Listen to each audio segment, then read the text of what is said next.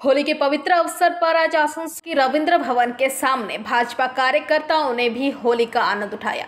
उन्होंने एक दूसरे को भगवा रंग से रंग दिया। इस मौके पर भाजपा जिला अध्यक्ष बप्पा चैटर्जी ने पीवीटीवी के माध्यम से ये बातें कही।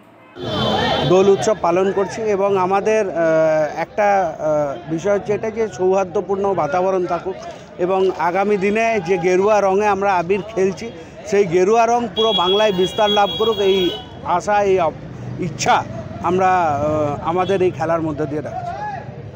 দোল পূর্ণিমা তো কি বার্তা দেবেন আসানসোলবাসীকে? দেখুন, দোল পূর্ণিমায় সর্বপ্রথম সবাইকে আন্তরিক শুভেচ্ছা গৈরিক অভিনন্দন জানাই। দোল পূর্ণিমার এই শুভ লগ্নে আসুন আমরা সবাই শপথ নিই যাতে এই অশুভ শক্তি, বাংলা জুড়ে যে অশুভ শক্তি, দেশ জুড়ে যে অশুভ শক্তি আছে তাদের পতন হোক এবং জাতীয়তাবাদী উত্থান হোক, পুনরুত্থান হোক এবং ভারতবর্ষ পুনরায় রাম রাজত্বের দিকে এগিয়ে যাক, এই আহ্বান করব সাধারণ মানুষকে। আবার অভিনন্দন এবং শুভেচ্ছা। দাদা, এই যে আজ দোল উৎসবের টাইমে আপনাদের দেখা যাচ্ছে যে মানে এই রবীন্দ্র ভবনের থেকে আপনাদের এই দোল উৎসবের এটা কীভাবে? দেখুন, এটা আমরা পুরো আমাদের যত পরিবার আছে সব পরিবারের সদস্যরা মিলে আমরা নিজেদের মধ্যে দোল উৎসব।